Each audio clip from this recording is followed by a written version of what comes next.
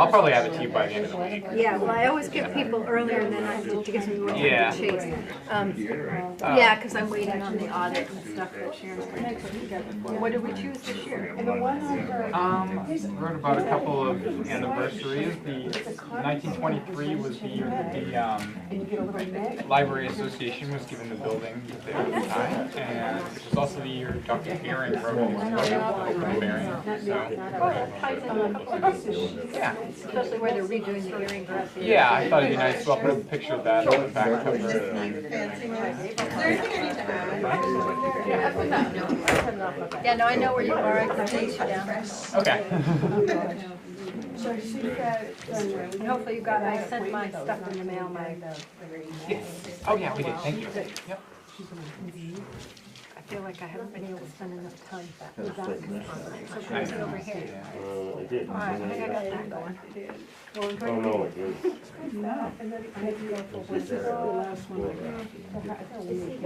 Is he gonna be okay here? Hi. Oh, yeah. Next, my friend Laurie. This is Carol's friend. And I'm so next. And I'm threatened to be his friend. Yeah,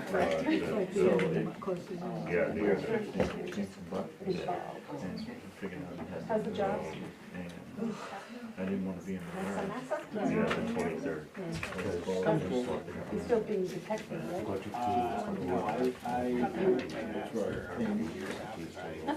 They probably asked you the same thing the last time you were together. I left for like 10 months and came back, so now I'm working on this. I thought that was cool. You're what? I'm the new town manager. Okay. It's the town manager. We started by That's also.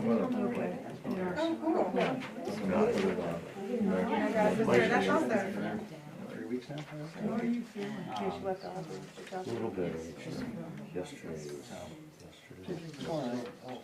Somebody just got pregnant. It's not my wife, somebody else who doesn't work with, so that's Every afternoon, all day Sunday. Karen has had a pretty good selectness person. Years and years. yeah. I've been there for, not counting the short term that I left. 10 months, I've been there for. Maybe I'll stay.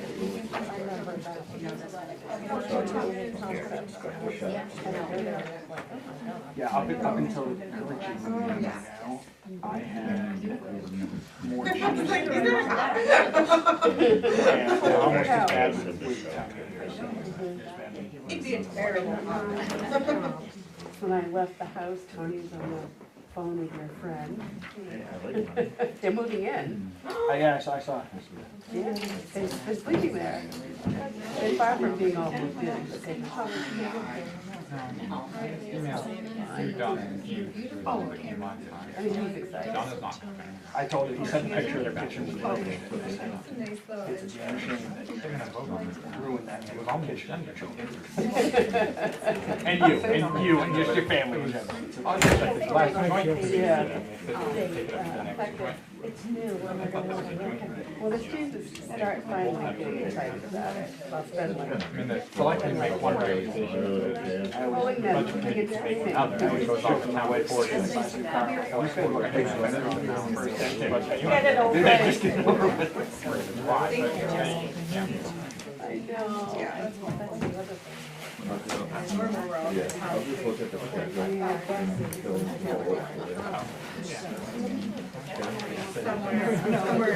I wouldn't say public, so.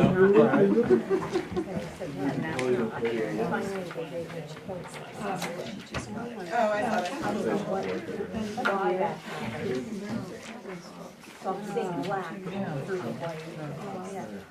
Well, find out what happens and read novels, learn a little bit more about This last meeting? town.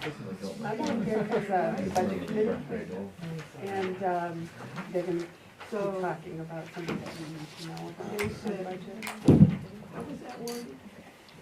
Saw on the town website that there's a vacancy. It's a discussion and action. Yeah. With the what? I'll take a vote tonight. But the budget. I have a board of assessors vacancy though, if you're interested. Yeah. Whisper in my ear, because one's Hi, learning. everybody. Welcome to the select board meeting. today, April 2nd at 6 p.m. I'm going to call this meeting to order. There's a quorum present. The select board members are here. We will start, as we always do, with the flag salute. I pledge allegiance to the flag of the United States of America and to the republic for which it stands, one nation, under God, indivisible, with liberty and justice for all.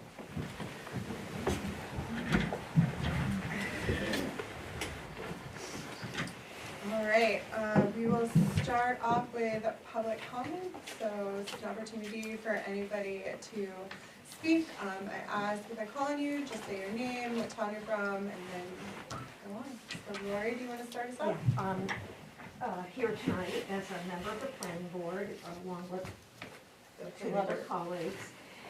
I know there's been a lot of discussion about the last application that was dealt with by the planning board and then reviewed by the Board of Appeals. At our last meeting, we did our own little bit of debrief about the process, not really focusing on the outcome. And there were a lot of questions about the process. And with Courtney's help, we've been learning a little bit more about the process. And the latest information we've received was an email from Courtney, from the town attorney, Mary Costigan. And I felt strongly even before that, because I read the Board of Appeals procedures. And I had always been told when I was on the planning board that the Board of Appeals would do an administrative review, meaning did something happen in the course of the work the planning board did that was an error? We misunderstood something of a regulation, we applied the wrong standard, whatever, our findings were not correct. When I went and read the Board of Appeals procedures, which by the way, my copy is dated 2004. So you can add that to the list of all the documents you guys have been working on that are way out of date. And that procedure read to me as if the Board of Appeals could do what's called a de novo hearing, a brand new hearing. While it did speak to the fact that they have to look at the record, it also said they could entertain information, call upon people in the audience. To me, that's a total new hearing, at least in my evaluation of it. And so I'm here tonight, and the board members uniformly said they wanted you to know this, that the procedures may not be syncing with the standard that the attorney is saying they need to operate by. Nowhere in there did they say our Board of Appeals is to do only an administrative hearing. If you go to the state law that sets up Board of Appeals, they say you can actually do it in either way, one or the other. Brand new hearing allowed or administrative review. So we feel that if the attorney is saying it should be administrative review, their procedures may not be aligning to that at all. And when those of us who listened to the tape felt that there were areas where it sounded like they were conducting a brand new hearing. And so we're asking tonight if you will follow up on that in whatever way that gets followed up on. Okay. Anybody else have anything to add to that? Courtney? Okay, well, Courtney McPherson, Code Enforcement Officer, but also the assistant to the appeals board as well as the planning board. So I got to see both and talk to Mary Costigan. Do everything. To do with that stuff, yes. So after speaking with Mary, I did speak with her on the phone. I asked her to review it in the email. I believe you guys received a copy of it, as well as the planning board.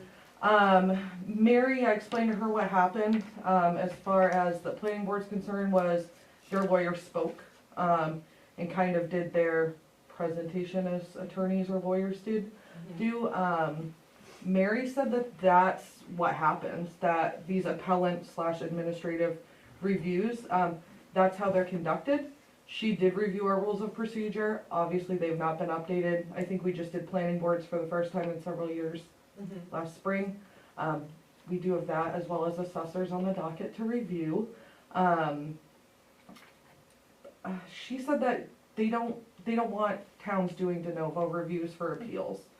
The reason being, appeals boards are not planning boards and they don't have training. They're unfamiliar with land use standards.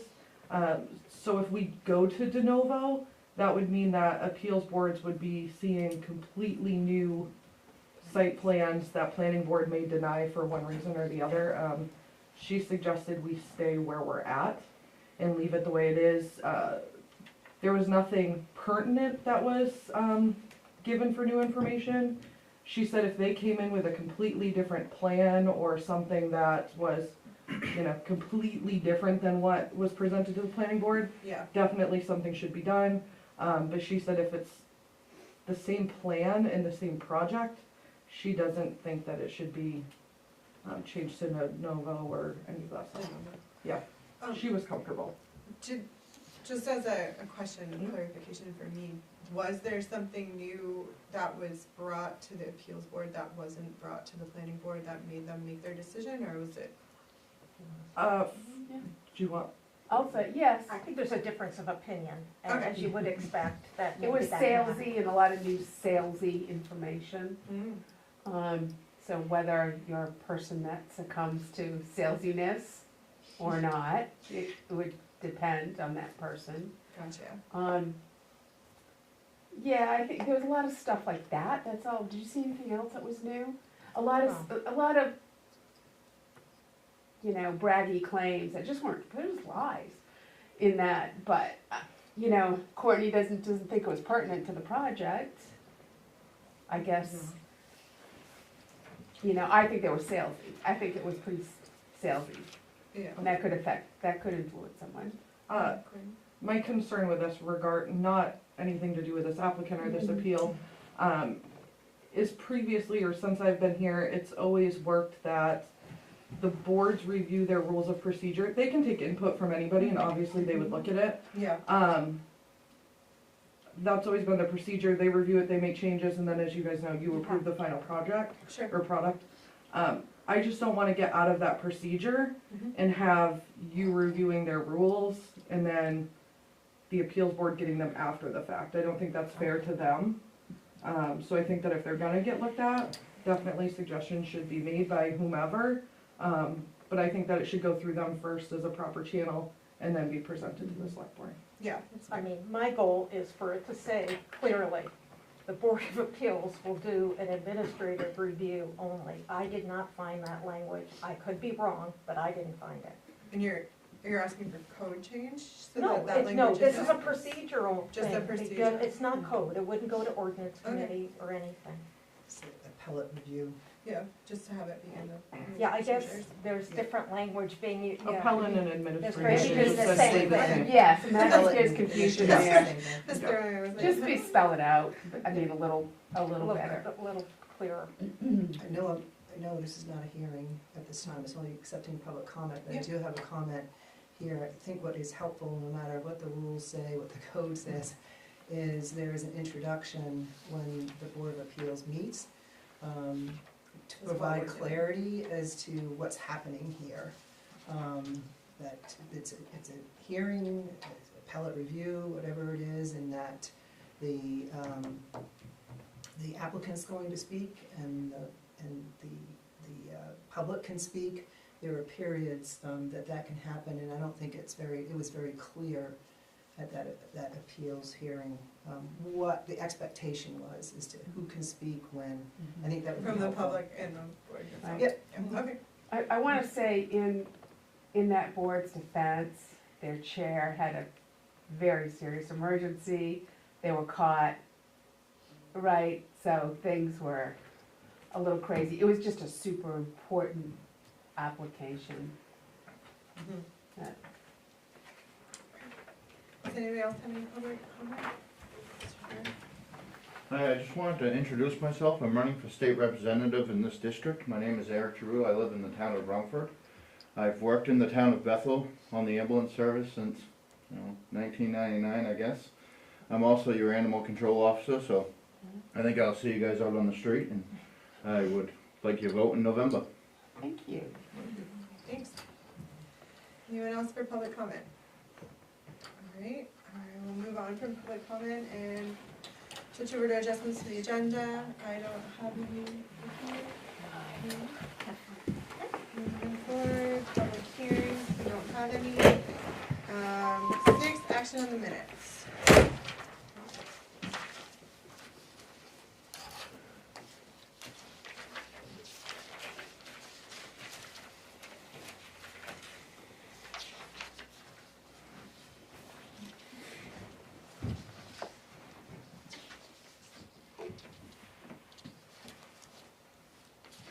I just had 2 comments, Yeah. 2 potential corrections. On page 2, 6, action on the minutes, and it has the vote results. If it could say 4 ayes, 0 nays, and 1 abstention. Okay, there's not space for that down there in the way the program's written. It's just a 4, I can try to put it in, but I have also there, I would abstain if she was not present. I will try to get that, I just don't know if the program will let me, the way it puts the numbers in. Yeah, it's nice to have the voting results, Yeah. if it's possible. Yeah, I will try, but I did make sure I noted it. Yeah, thank you. Thank you. And then on page 4, discussion and action on selecting the date for the special town meeting. In the second line, it has for a special town meeting to raise funds for flood damage. I know it's just a matter of semantics, but appropriate funds, so we weren't gonna raise taxes. Yeah. I think that's an important distinction. Yeah, no problem. On F, discussion and action on proposed amendment to code chapter F. Did we table it, or we postponed it? I believe it was. It was a already table? tabled. Well, But I that's don't good think to that, know. you said that was an issue in the past, where we tabled it, we can still bring it back, right? Or I not? think you have to bring it back in the next meeting, don't you? Which we are, that one is coming back on this one. Oh, perfect. Yeah. Ignore me. Fabulous. So good. Good job, Jess. I just wanted to point out that you're awesome. Anybody else have any note changes, suggestions? Okay, all those in favor of approving these notes? We do have, I don't think we had it. Motion to accept the minutes as presented with the amendments. I'll second. All those in favor? Thanks, guys, sorry.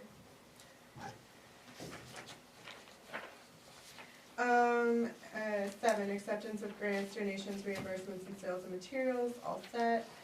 Nothing on that. And then town manager report. Take it away, Sharon. Your packets include a copy of the Oxford County Sheriff's daily log for March. The February financial reports are in your packet for excise, revenue, expense, and capital. The code information that was talked about last night for Schedule A concerning the editor's notes and plastics to clarify public hearing questions last night, that's also in your packet. I did give you a copy of the Board of Assessors meeting that will be Wednesday, April 9th at 8 a.m. here.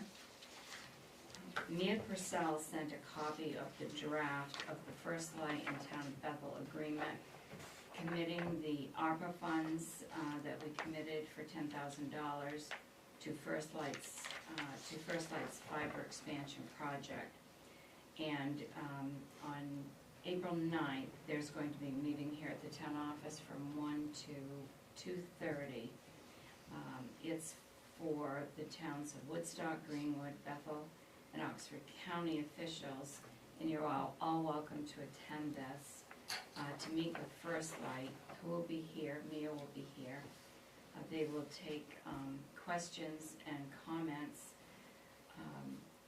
and it's to do with the next steps in developing and the project and signing the contract. So I'll remind you on Tuesday morning that will be here between 1 and 2 on Tuesday. Also on Tuesday, the 9th, at 5 PM will be the next budget committee meeting and with the select board. And on Thursday, the 28th of March, Vern Maxfield, who's the Woodstock town manager, Kim Sparks, the Greenwood town manager, and myself, we met with Superintendent Mark Kenny for an update on the MSAD 44 budget. Bethel's share of the budget right now, they're still working on it, is $584,585.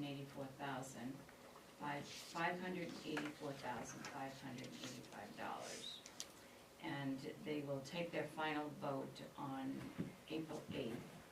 Mark will let us know in the morning, he'll call me in the morning on Tuesday to let me know the amount that was approved, and that way I will have that number for the budget meeting on Tuesday night.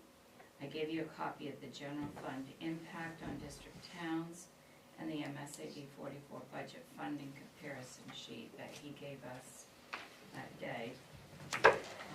I also gave you a copy of the legal opinion from Mary Costigan that we just talked about. The auditors were here last Thursday and Friday, that's their second visit. They still will have to come back. They still have more work to do. It will take a little bit longer because this is the first time they've been here auditing books. Amy's last day will be tomorrow, and we all wish her well. Two things I didn't put in the report and just happened to think of. We won't need to have a special town meeting to appropriate money for the FEMA expenses. They will issue us a letter to state that. According to Ron, because we will be getting reimbursements from FEMA, it will just be considered as a grant. So he said we would not need the special town meeting. Because we're not raising funds Yes. or appropriating. And we have the money to cover, so. Okay. And then on this Friday, the 5th, FEMA will be here to meet with Courtney, myself, Jess, Toby, and Scott. It's our scoping meeting. We had a Zoom meeting with them last week, and they'll be here to go over the final details of what information we gave them, what more they might need, and then if they need to do any site visits at the different locations. Thank you.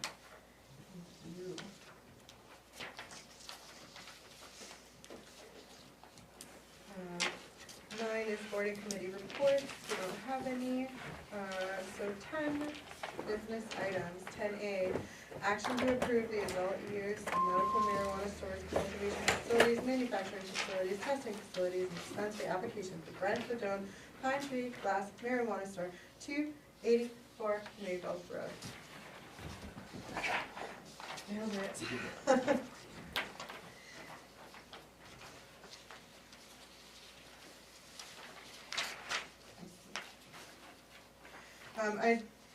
I'd make a motion that we approve the adult use medical marijuana stores, cultivation facilities, manufacturing facilities, testing facilities, and dispensary application for Brentwood Pine Tree Glass Marijuana Store, 284 Maple. Second. Thanks, guys.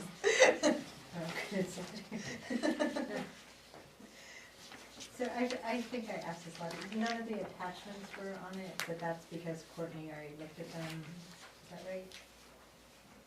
Yes. Yeah, that's what, And that, so And we this don't is have a to worry. renewal about it. too, so Okay. we'll come under that new renewal application. Okay, great.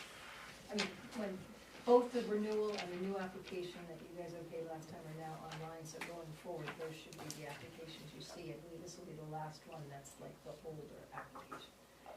Because the ones that Courtney did are now online, so people can download those, and this would be a renewal.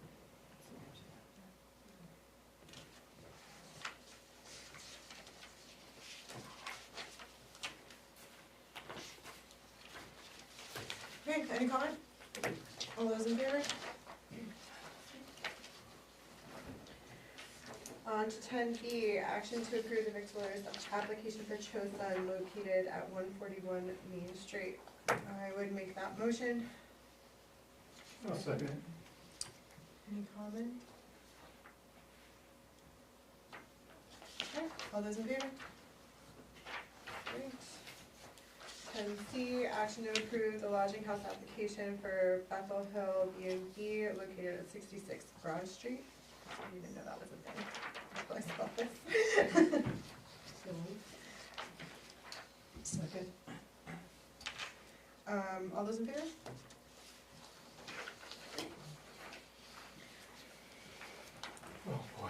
10D, action to approve the lodging house application for Riverview Motel located at 357 Mayville Road.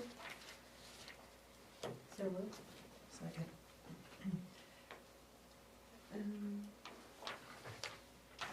All those in favor?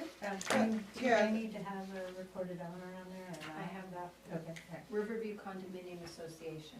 I contacted them and got that information. Why does that one have 30? Because I put it by mistake under victualler's fee, it should have been under lodging house, the amount was the same. So that was the amount. Oh, because they have so many rows. Okay, got it. All those in favor?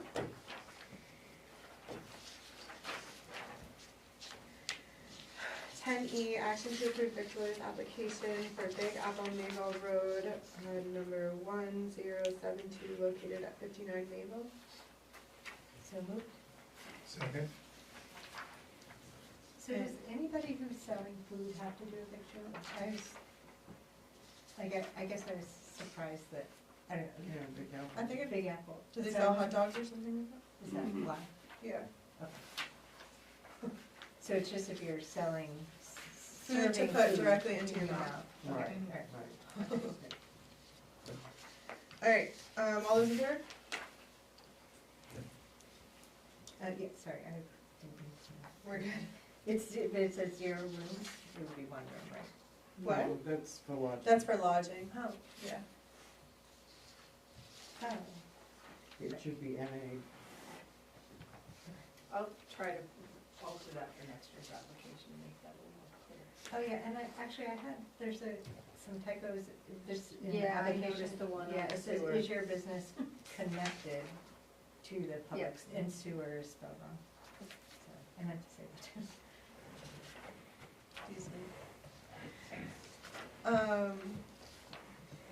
Okay, so we voted on that, we're good. So 10F, action to approve the victualler's application for Sunday River Restaurant and Brew Pub located at 29 Sunday River Road.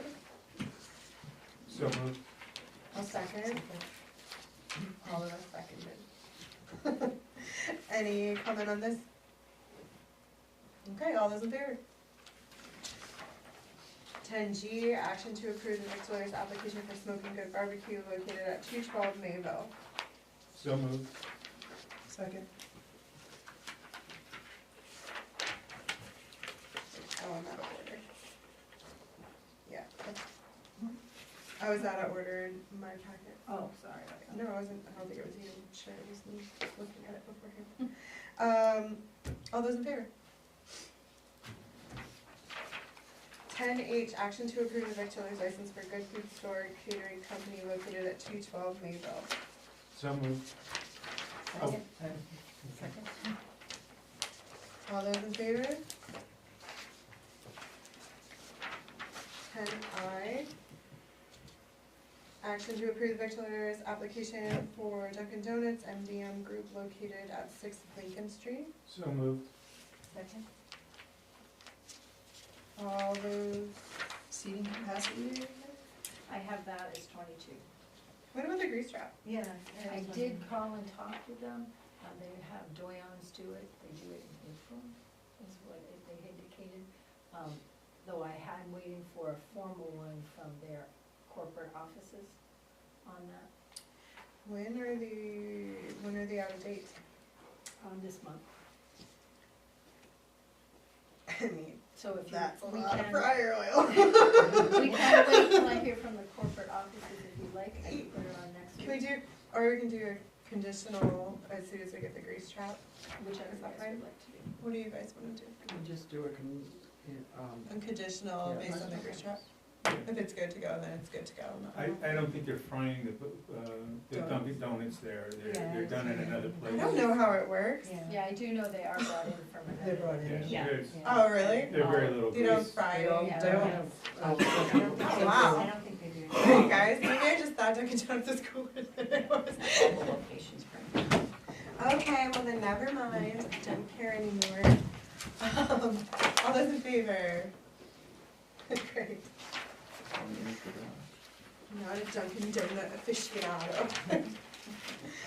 Alright, 10J, action to approve Victualler's application for Mountain Social located at 43 Main Street. We did get that Victualler's in our packets when, the moved. grease trap. Second. All those in favor? They're rolling. 10K, action to approve the victualler's license for, Grease trap thing. action to approve the victualler's license for Big Apple Railroad Street, number 1041, So located moved. at 10 Railroad. Second. All those in favor? I just have one Yeah. question to follow up from last time. So we're capturing this information in regards to the grease trap, they're cleaning it and such.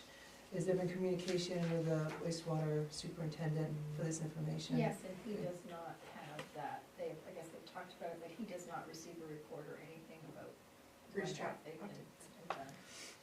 So does he want to? Because this affects, when they're hooked up to the public sewer system, it usually, that's the whole reason why we're doing this, Yeah. is see how much, the grease is coming in, I and if did they're. not get that response from him, but I can certainly talk to him more thoroughly, I just asked if they got, if he got any reports this week. Yeah, and if their traps are working or not working, I think that would be important information for him. We have some new different types of sewer traps, in town on Main Street, and, that would be interesting, some of them are almost like a year or 2 years old, and to make sure that they're holding up their end of. My understanding is that the sewer department is checking the sewer lines with cameras. So they know, my understanding is that they know when grease is in the line. And they go to the, my experience is they go and see if they think if they know you're dumping grease into the line. I don't know if that's changed, know. but I have that on a good source for that information. That's good to know, thanks. Superintendent told me they have more trouble with like people throwing baking grease down. Yes. Yeah. There is that. Personal. Yeah. Yep. No, it's great information, just didn't want it to sit on a shelf. 100%. We'll check with Toby on that. 10I, discussion and action on the proposed amendment to code, chapter, administration, town manager, and finance. Did we vote on Did we, I don't think we No. did on that. Okay, all those in favor? There we go.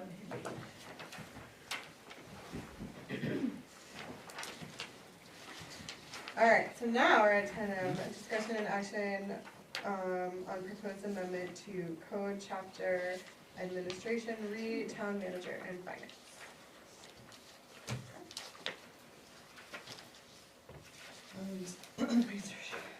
I'll speak first, Yeah. this one? Oh, yeah, because you didn't have. Yeah, the voice. The voice, no. Yeah, so I brought this forward to get it back in line to where it was before. If you recall, last year, it was changed from $100 to $1,000. I believe it was under the premise that if there was emergency, that it would allow for that and such. What I'm learning is it's now a practice that anything under $1,000 is done by the department heads. And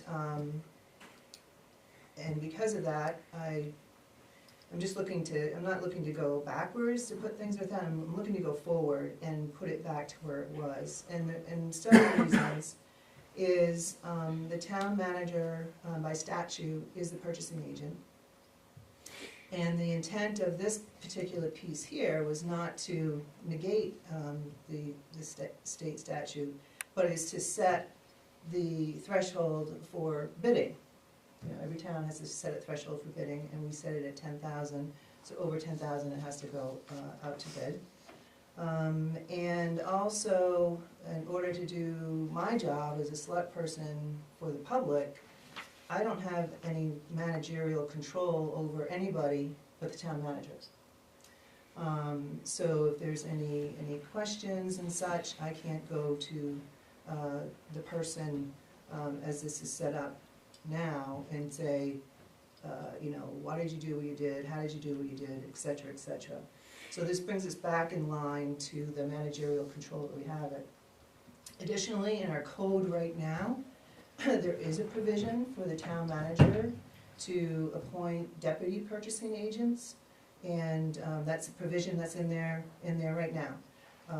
That the town manager, again, it still gives us the managerial control, but the town manager can designate deputy purchasers for certain types of purchases. So there is a mechanism in the code already that would allow the town manager to be able to have somebody else do emergency purchasing, or if there was some sort of standard purchasing of, you know, light bills or whatever. Additionally, if that's not enough, what's already in the code, I believe a better practice would be to create a policy or procedure and not have it in the code, where the town manager, we would write it with the town manager if there was other ways to necessitate providing for purchasing. So this is why I brought it up forward. Excuse me. Sharon, do you have I'm gonna anything? vote for this change. That helps you? Thank you. Any reason? Just Yeah. Yes, because I was against it when we did it. I voted against it. Okay. I think that it should be changed back, and Okay. I think it makes sense. It didn't make sense going this way to me. Sharon, do you have an opinion since you are the lady in charge? This will affect you more than anyone else in the room. Well, it will, excuse me. It affects the town manager, and the time it takes to do that. I understand what you're doing. I don't know if I can totally agree with the $100 amount. That means that everything purchased, the purchase order would have to be signed by the town manager before it's purchased. That could be a constant in and out of the door every single time. And I think $100 is too low an amount. I don't know any town that might have one that low. That's just my personal opinion. Whatever you decide to do will be done, but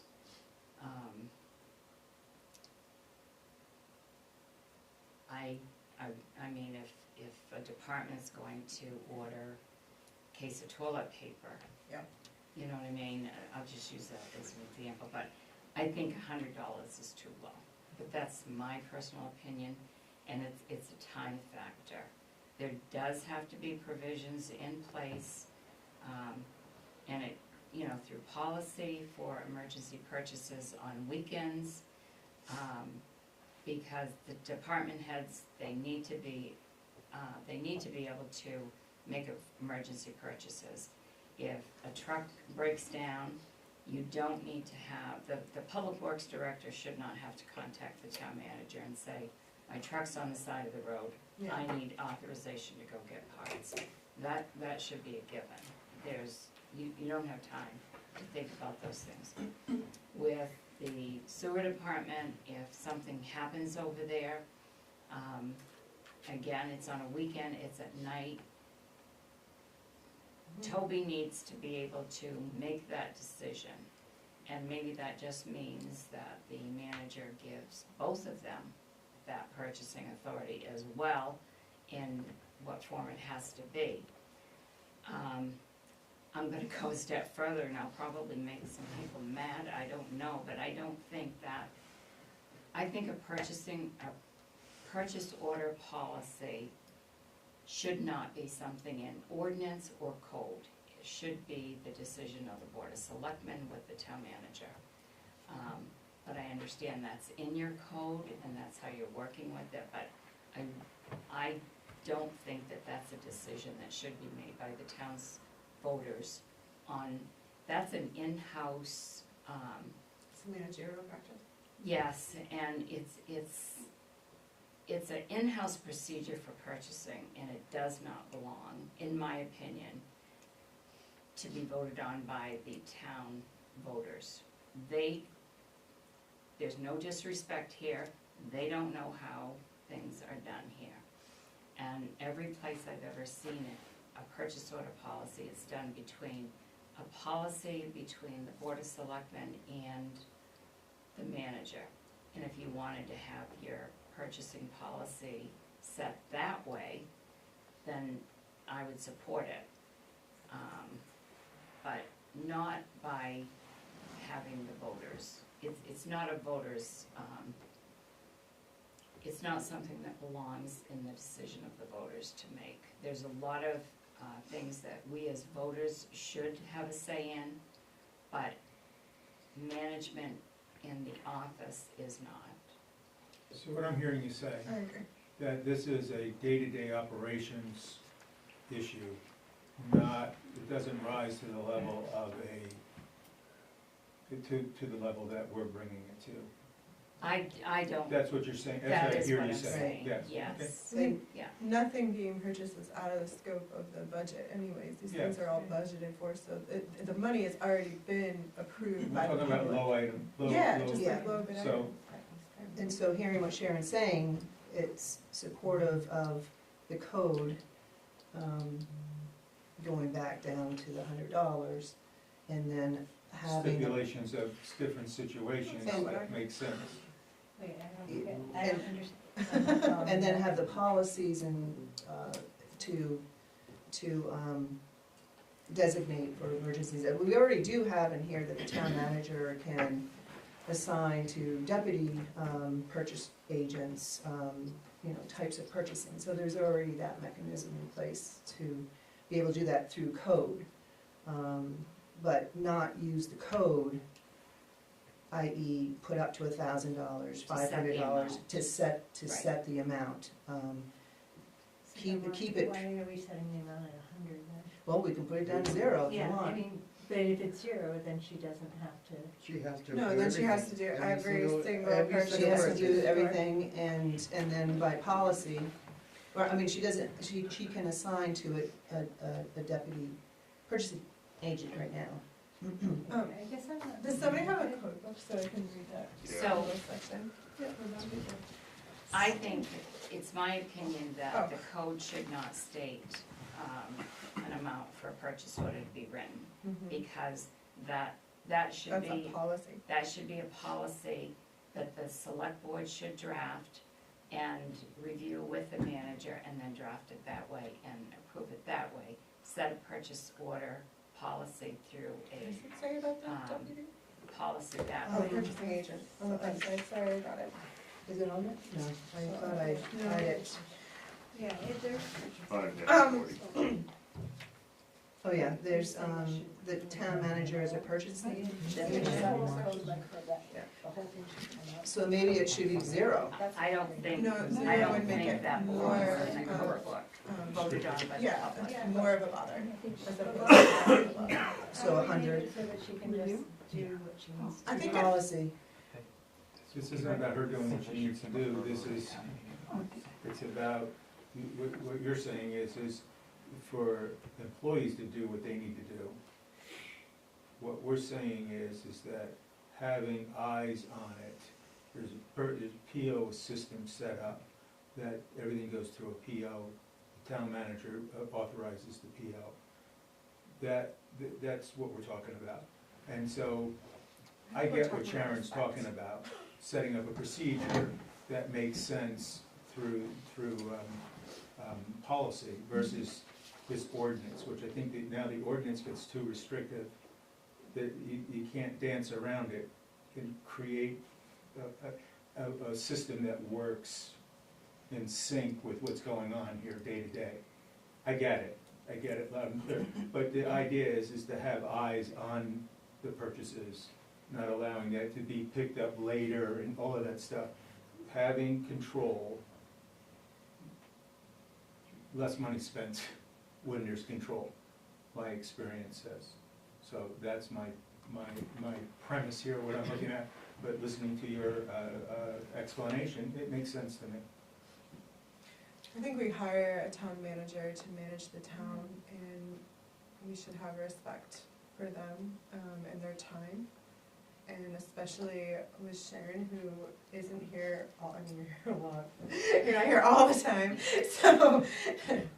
So I just feel like, you know, this is fine, and if we want to create a policy together that can maybe illustrate how this works, then that's fine with me. I don't see a problem with $1,000. I mean, I would be more inclined to just take the whole section out and have it just refer to the bid thing, but that's You just- definitely need to have the bid amount. Yeah. And that's what the, that's Yes. what the That's the only thing purpose I of care this is about. here. So whether it's, you know, 100, it was purposefully set low at 100.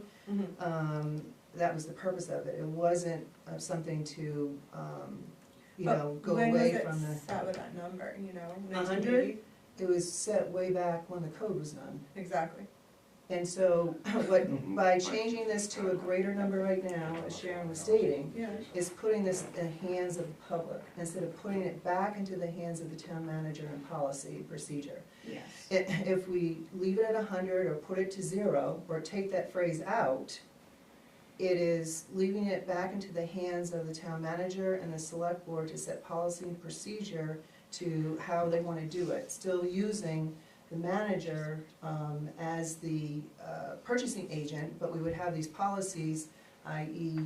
In an emergency situation, the department head of the public works is able to spend X, up to X. You would have these specific pieces to address through policy and procedure. Or you can have it how it, you know, here that, you know, department heads can purchase up to $1,000, but through policy and procedure and not taking that statutorily, you know, it's mandated job description from the town manager, we're still having the managerial control with the town manager, and it's through the town manager that we work with these policies and procedures. So the language that would come out would be requiring a purchase order for the $100. That's what I'm saying, right? That's what you just said. Yeah, I'm still. You can just take out on all purchases, contracts, agreements, and so forth, which obligate the town to an aggregate expense for a singular purpose exceeding 0 and to a maximum of 10,000 shall be subject to the approval of the town manager prior to execution. No, because that would require her to do a purchase order for every single purchase that they have, That's true. I think. And So that's- then, And so then you would go one step, why couldn't you just do, so then you have a policy that says department heads can, you know, right, because that's the policy and procedure, whatever we come up with, department heads can purchase up to $1,000. In emergency situations, and this is the emergency like having a situations. standard for when? Right, and it still allows us to have our managerial control over the manager, and it's through the manager that these policies and procedures are set. I would not be comfortable with changing the code until we had a policy drafted, so that in the interim, she's not getting pounded with 1,000 purchase orders while trying to redo our budget and save the town money. And the other piece is that already as a purchasing agent, the town manager in our code says shall be the purchasing agent for the town in all procurements, acquisitions and contracts, and other agreements entered into by the town. The town manager may appoint, in writing, deputy purchasing agents for specific types of expenditures. So even now, at this point, that can be done. A town manager can put just in writing. But it is So something to add to the task list right at this moment. In the middle of budget season. It just doesn't feel Can I have Good for that. clarification on, Sharon, you said that you don't approve it as being in code. If we were to take either all of it or some of it out of code, does it have to go to the vote? Yes, it Public would, vote. because you're changing Absolutely. the code. What I don't agree is having a purchase order policy voted on by the people, because they are not responsible for the day-to-day operations. That should be a decision that is So we in would policy. take, so in other words, we would take out say the dollar amounts and just leave in the fact that you are the purchasing agent? Is that what I'm getting from the? No, from it's your- the last bit, right? So this number can be whatever it wants, but the subject to approval of the town manager prior to execution is alluding to the fact that you need a purchase order for every single item that comes up. So like, that's the part that is feeding the draw on time. Just $100 seems so small. Mm. to be- A box of to screws have- was $113. Yeah, I mean, yeah. Mhm. So you I would, mean, literally every single thing in Toby's plant is way over $100. And we know that, we look at all the numbers. yeah. But if you follow the I understand line what you're of, saying. you know, the public tasks the select persons as being responsible for all the money, right? Okay, they appropriate it, and then we work with the details. Then we work with the town manager to come up with policies and procedures to affect how everything gets done. If by here, you know, if you wanna just say subject to approval of the town manager, take out prior to execution, but here, the more you raise the money in the code, it's taking away that path to be able to manage this. I mean, we see the warrants every month, we know, we see what's being spent. I think we- Right, I mean, there's nothing else that we're not seeing from that, so we would see the patterns of spending and know, right? Like, Yeah. I mean, I feel like I have, from reading this pretty carefully every month, I feel like I have a sense of how our money's being spent. So I feel like I want them to do I trust. The town manager. Yeah, it's, for me, Right. It it's is more of hard, like a because if the trust. town manager changes, it is Yeah, nice to have Right. the backup. However, up to $1,000, the town manager has no control how this is written. Mhm. Has no control. over Except what gets for the spent. budget that's been voted on. Yeah. But here's the thing, the whole thing is having the town manager have the control. As you've said, a box of screws is $100. 113. So if the town manager has her finger on it, she knows that these $100 boxes of widgets are appropriately bought. Look, when. You need a purchase order for every single one of them.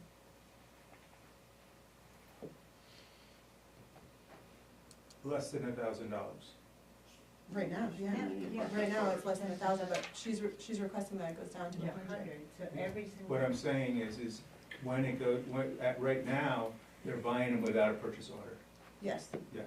So these $100, 3 boxes of screws, $300, and the town manager has control over that. She sees it, she knows what's going on. Yeah. If she doesn't know, in my experience, you end up with a lot of boxes of $100 boxes of screws that didn't really need to be purchased because they were there, but somebody couldn't find them. The town manager is able, and I'm using this as a loose example, I'm not Yeah. using it as a literal example. So as a loose example, so now she has control of that, to be able to say, we bought six of these widgets in the past, and we couldn't possibly have used them. She has some control there. They're controlling how you buy stuff. My experience is that when you can't find it, we need to order it. Mhm. I mean, it's human nature. I know, I quit every job I get micromanaged Yeah, at, I know, but that's- Dave. I was just gonna-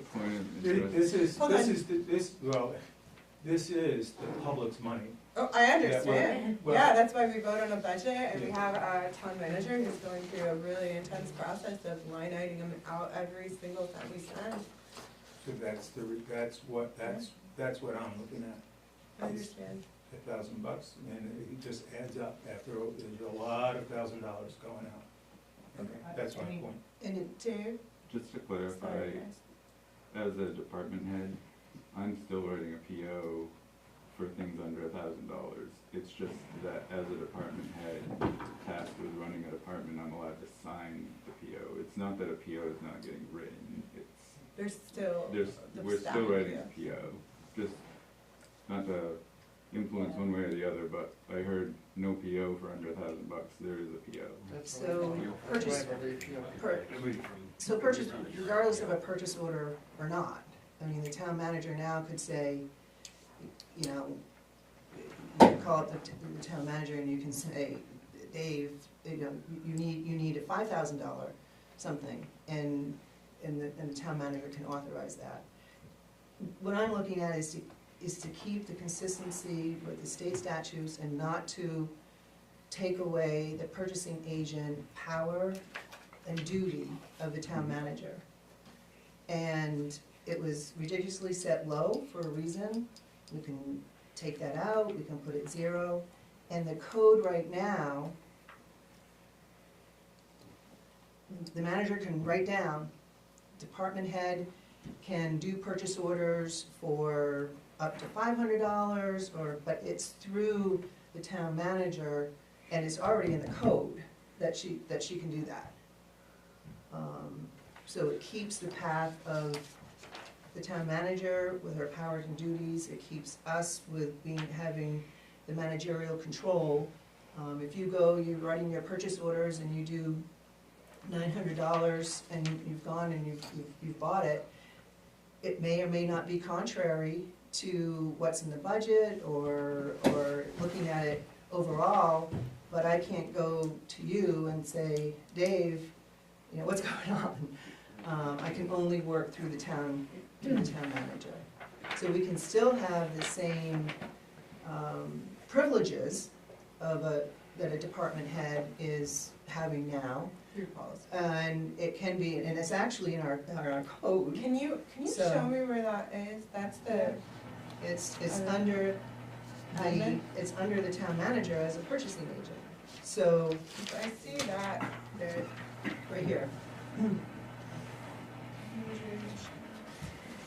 So that can be done immediately.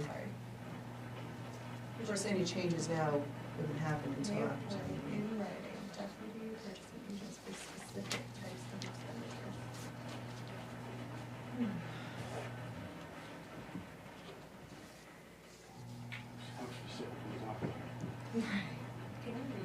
Yeah, I can. So chapter 5, administration, article 3, town manager, 5-19, purchasing agent.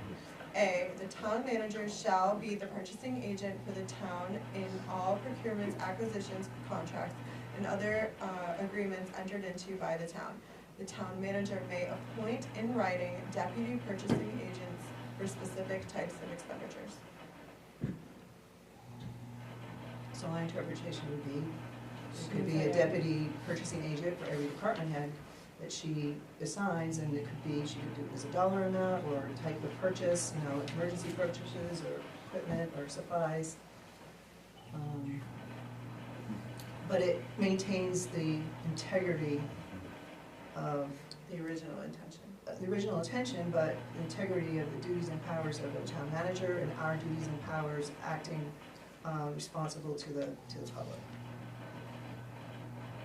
So even though this states here $1,000 or $100, You can override it by putting So in that's- policy and writing Well, this would that Dave is the purchasing agent for the rescue department in case Sharon's not in the office, or it's a weekend, or an emergency or something like that, right? That's what you're how I saying? understand it, yeah. but it's not data, is it for day-to-day purchases too? I think it would be whatever the town Hard to manager, say. however the town manager says. So if through policy, I'm able to say, write a policy or a statement to Dave that he doesn't Sorry, need Dave, you're gonna to fix that. give me a purchase order unless it's $500 or more. Then what's the purpose of this? Of having $100 or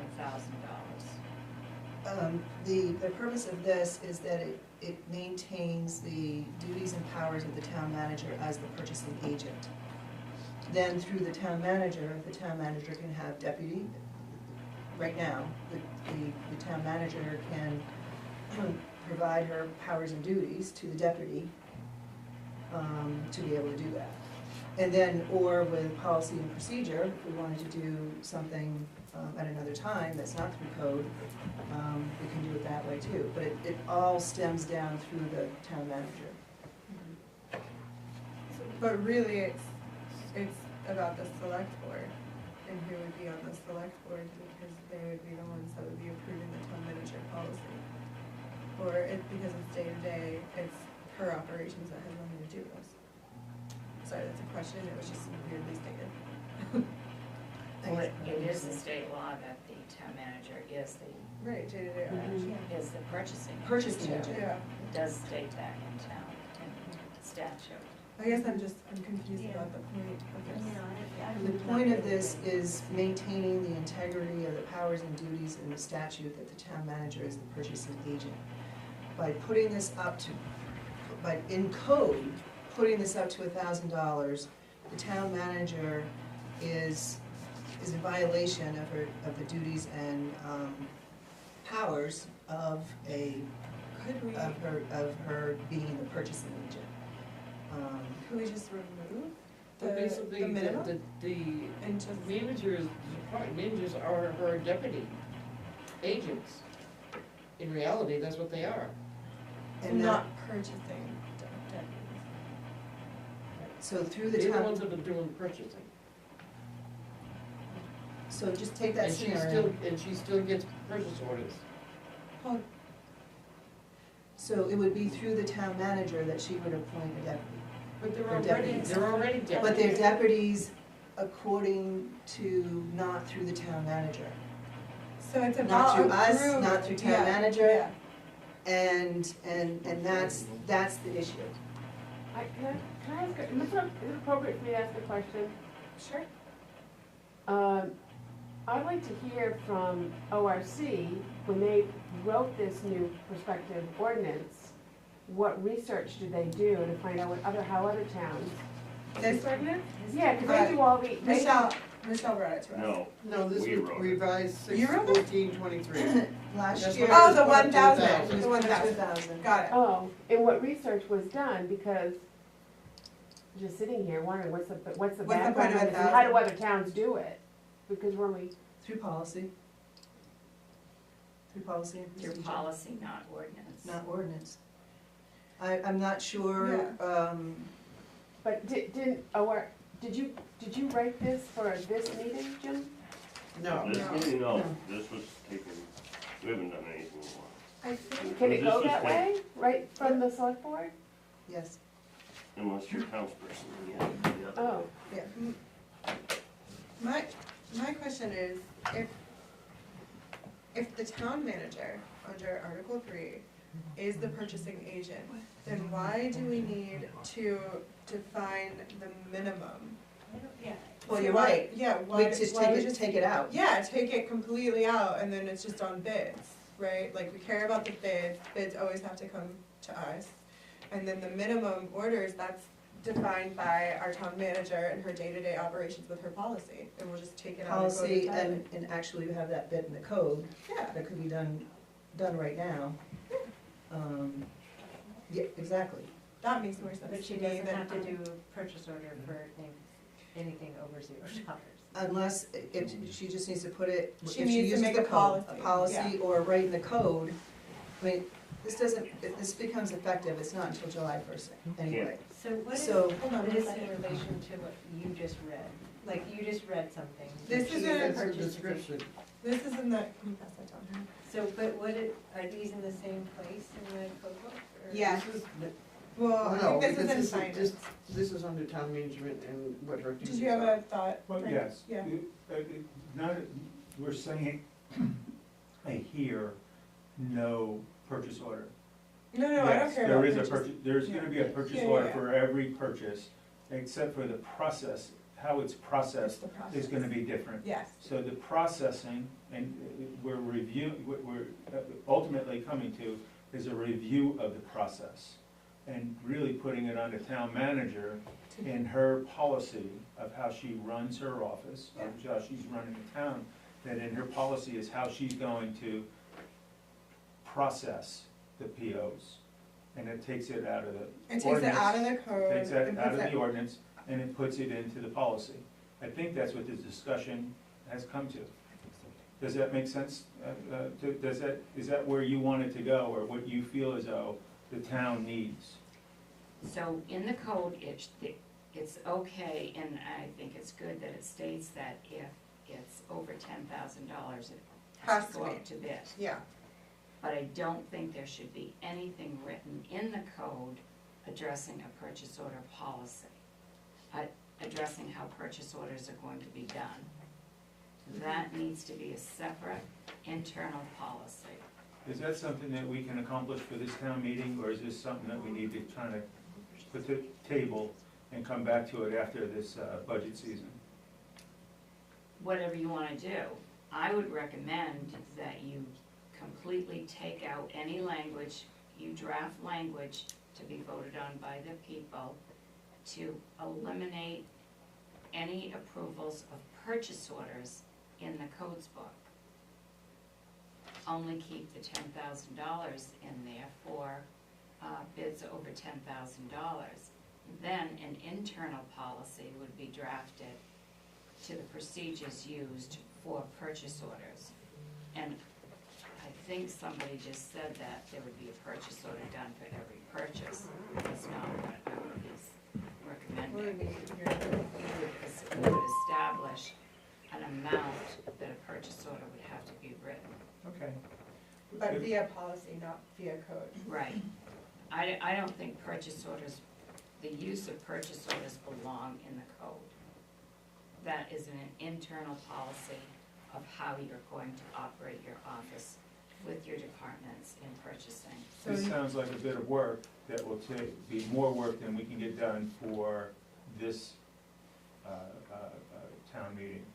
So I would say that this is work that could be done for the next town meeting, and normally we have one coming up before the next year's town meeting. And we're just stack it on that. Does that make sense to you, Michelle? And actually, I think we could be more efficient at it, and between the purchasing agent, which here does also reiterate the $10,000, we may be able to eliminate B of the town manager and finance officer approval. The town manager and finance officer shall approve all disbursements from all funds of the town prior to review by the selectmen. And then it goes on, it's. You're covered here. Yeah, because we're here, it does set that in excess of 10,000. And it says the town manager shall be the purchasing agent. Yeah, So. it's her top. So. And it says that, right away with the code, it can be the deputy purchasing agent, even before there's a policy or procedure.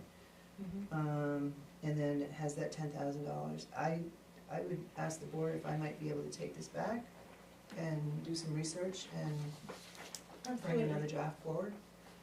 It may be something that we may be able to eliminate. Yeah, I think if we just strike the whole thing, that makes so much sense to me. And then, yes, of course, every time there's something over 10,000 goes to bid, we need to look at it and we need to see what that is. But everything else, that has to, that's the town manager doing your job. Right, and that's really the intent of the whole thing, is not to take away from the town manager's duties, but also set that bid level. Yeah. So. Yeah, I agree, that's super important. So then how would it, like if you end up striking that, then we would have to do a public hearing before the town meeting? Do we have enough time to do that? Not for this one. You might not. We may or may not. Not for this one. Right. Most likely. Okay, thank you. It's an important conversation to have though, so thank you, Michelle, for doing all that work. It's part of a public process. Alright, so 10M, discussion and action on funding requests from non-profit organizations. Okay, so this one, we have a total, we took the pass-throughs out of this line item. Wait, Thank Wait, you. is there a new sheet like that, or I should just get the It one should have been in It's your, the one from last week. No, it's this one nope, right it here. should have been in your packet that was on the table when we came in. Looks, says 10M on it. Oh, it's got it ready. It's No, color. I'm sorry. No, it's okay. Of course it is. It's in this packet, but it's on top of it. Thank you. Sorry. Oh, here. Here it is, underneath there. Here you go. Okay, so we have local contributions on the first page, and then we have agency contributions on the second page. And we had talked about this a little bit last year, about just having a cap, and then doing everything else based on that cap. So that we're gonna talk about how much we really want to cap out contributions at. Do we really wanna be doing $68,520 of taxpayer money to, But I'd like to say one thing off the top, go is that I think that the way that the information that we got was quite good. There was a lot of information there, got to understand what the different organizations are doing and that kind of thing. And in there, and we'll talk about that later, I guess, but I want to thank you for coming up with that and bringing it to us and us doing it, because I think it helps us make some decisions here about this. Can we also address the fact that because of the new system that you did, we don't need to have the individuals here at the meeting like we used to? No, I think that was one thing that, I tried to, say, when you told me what happened last year, how everybody came. This eliminates that because you have all of their information. And I would just maybe suggest that it needs to be included in the paperwork that you send to them, or whoever sends to the Okay. organizations, that they don't need to attend the meeting as long as they turn in the paperwork. Okay. Just a suggestion, because I mean, last time it was kind of embarrassing that all those people were here because they thought they were supposed to be here. And I mean, I understand that they believed that's the way it was done before, but not being advised to the fact that it wasn't that way this year. Okay. But if like tonight, if we're deciding on a cap, like it would be useful to have some input, right, from. No, we have all the paperwork. They always can attend a meeting. Right. yeah. So it's a matter of It's discouraging. Yeah, right. Well, they can, yeah, I mean, they're always allowed to attend a meeting, but they don't need to feel that they have to explain anything with the paperwork that's been sent to us. And I mean, I know it's a high number, but it includes, well, Sharon, you have more experience with other towns, but like the library and the historical society and the food pantry, are other towns do they have those kind of things under separate, like their own category, or? No, Because they're it in that same depends on the category. So, I mean, aren't a lot of towns like almost completely funding their libraries, or? Some towns, the library is owned by, in some towns, the library is owned by the town, and it's a town department, so they have a budget, just like the Right, Public Works yeah, does. right. So that's not what you have here. You have a separate library here that is not a town department, is not a town-owned. So, as an example, I worked in one town where the town owned the library, it was part of the budget. In another town, the library was its own entity, it was private. The library, well, two towns were like that. The library submitted a request like what is here, and then the select board determined how much they were going to support to put on a warrant, to go to the public. Some towns, have requesters from historical societies, ask for money. Some towns don't give any money at all to any organizations, they give $0. Some towns set a dollar amount that they cap, and in one town that I worked in, it was a $10,000 cap that was voted on at town meeting, and then after the selectmen looked at all of the requests, they determined who was going to get what portion of that 10,000. That was in the town of Freiburg. That's how they did it. In another town, $3,500 tops. That includes both local and agency. And didn't you not say that Oxford is only 4,000? It wasn't even 4,000, it was 3,500 last year. Is that their cap, I mean? Yes. Okay.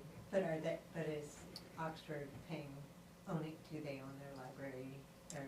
We do not. Do not? So they have to give us a separate request.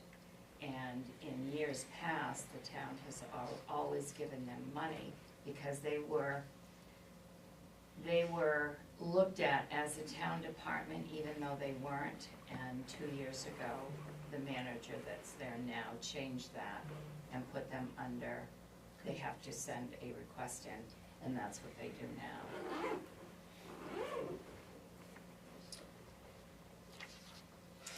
Some towns have food pantries, some don't. I just feel like some of these are It's what you wanna spend. It's, and it's, every town is different. Last year, the request, you approved $123,818. Of that, $30,000 did not need to be budgeted in the budget because it's snowmobile grant, it's a snowmobile grant. The snowmobile club in every town I've been in, they do this one particular grant every year. The money comes in, when the money comes in, we cut a check and they're paid that money. So it's a pass-through amount. So even though it didn't need to be budgeted, on the other side to offset it, you put it on your revenues, it doesn't need to be there either. I've already confirmed these with the auditor, even though I knew I had them right. Channel 11 contribution, that's another thing. That does not belong on Contributions. in a contribution because It's their money. it is, and it's done through a warrant article. And then the snowmobile trails, what that is, the snowmobile registration money, the state sends that back to the towns every year. That comes in January, and whatever that amount is, it goes to the snowmobile club. The warrant article specifies that, but it doesn't list the exact amount of the money. It's written so that whatever comes in can go right back out. Because if you put an amount of money and that money doesn't come in, you're obligated to pay that amount of money that's in the article. So there's an amount of 37,500, 38, about $38,712 in here that came out. So, and then the request that came in this year, those three did come in this year, but we're not adding them in. If they were added in, it would make it over $100,000. But it's, you have to ask yourself, do you want to, how much money do you want to spend on nonprofit organizations that are not town departments? And when you're, I guess another question is like, how do we know what the total revenue will be for next year? Like when you, Exactly. so like when you write the budget, your balance, how do I know, like, this is a stupid question, but how do No, I know it's it's balanced? How do I know it's balanced? Like, you're writing it to match an amount of money you, No, I'm not. Other way around. Oh. You're raising people's taxes to You have- give this money away. okay. You have the expenses, and then you have the sheet that Sharon gave us, the other night, that has all the revenues on Yeah, it, yeah. and then the differential is raised for the taxes. So you don't do a budget to have a balanced budget. So, That would be cool though. at the budget committee meeting next week, I will have my projections of what I think the revenue will come in for next year. And when you do the mill rate calculation, all of that information will go on that form. And it's kind of like a backwards form. You can only raise so much, you can only, I always hate explaining that. You're gonna raise the additional you need for your budget, less all your revenues through taxation. So the more money you raise, the more your taxes are gonna be. So do you want to spend, actually, this is over $82,000. So, to bring up the tools that we got to do this, is the explanations and the And the paperwork that financials. everybody had to send in. Yes. I read through it, and as our budget in the past has had incorrect entries being entered in the wrong categories, I see a lot of education being provided by a lot of these organizations. Education, we're being taxed, and we have a budget, and we have a whole entity that we pay taxes for to have education. And sometimes this is like the taxpayer is paying for education in two different places. And it really should be be put in my opinion, underneath the school budget. If it's educating kids, if kids are getting the benefit of it for education, that's an education expense. I kind of seem like, what's that? I want to keep being educated my whole life, so like I don't know, I feel like education is like, that's just my personal thing, it's just like, I think education. That costs money. Yeah. And we all pay for it. So we're now asking the taxpayer to pay for continuing education for the public. So that is what we're being asked to do. Yeah. So that's something that we gotta ask ourselves. Yeah, I think for me, when they say being a select board member is a hard job, like this is the hardest job for me personally, because I see the value in all of these services, 100%, and maybe as a private citizen, I would feel more comfortable donating with my own money to them, but we're not dealing with just our own money at this point, and not everybody has money to spare. And the way I look at it, and sorry to pick on you again, Dave, but like we're quibbling over $10,000 to give to our rescue chief to be paid to do the work that he's doing for free right now, but we're gonna give away $68,000. Like it feels kind of crazy to me. And it's like, I would give $10 personally of my money to each of these organizations privately, but I have a hard time saying, okay, like, the food pantry, for example, these are the most vulnerable population, but what we're doing by giving the food pantry that money is we're raising those people's taxes so that they need to go to the food pantry.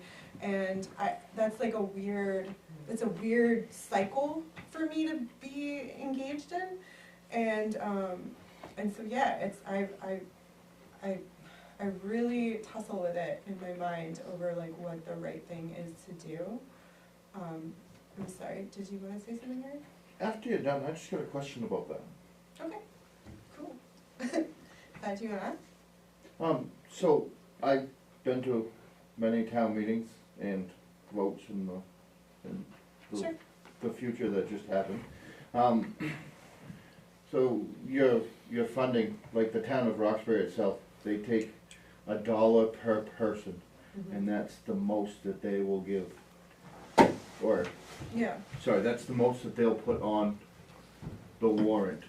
The town of Rumford, they come up with some formula, and that's the most that they will give. yeah, that's But- what we're trying to discuss. But like here. you were saying is, you would give $10 of your own money, Mhm. but you wouldn't wanna do it through taxation, but in Bethel, is it the same as the rest of them?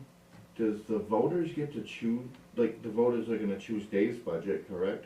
Do the voters get to choose yay or nay to, They get to choose yea or nay, but they can't like choose a different number. okay, They can go lower. so they can't change the number? Right. Well, They can go, There yeah. was discussion. Well, they can change They the can number, change the number. depends on how the article. Yeah, it depends how the article, yeah. Okay. Last year they could've, Right. could've gone buck wild last year. The select board is only the gatekeeper as to what gets on the warrant. Right. And how it's. And So if you put something low and this gentleman right here rallies his troops to vote yes, then it's a yay, and Mhm. the next one, Dave rallies the troops to vote no, I mean, Yeah. at least you're giving the voters a decision And I to think fund That's something. that's part of the conversation, right? Like that is the other side Yeah, of it. it's It's the like at magic the end of number. the day, it goes to the voters, and the voters will decide what they wanna put their money into. It's just hard when like some of your most vulnerable population is really getting pushed out of their homes at this point. Right. And, you know, just because the majority of the population is a little more affluent, doesn't mean that the people on the bottom aren't getting affected.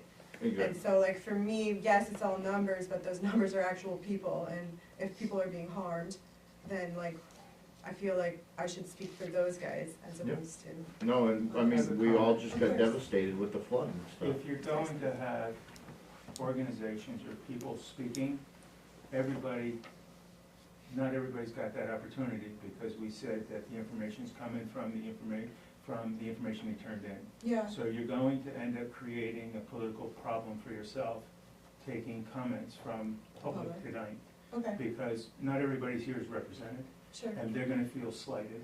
I'm just gonna give you. Okay, yeah, that's fine. And just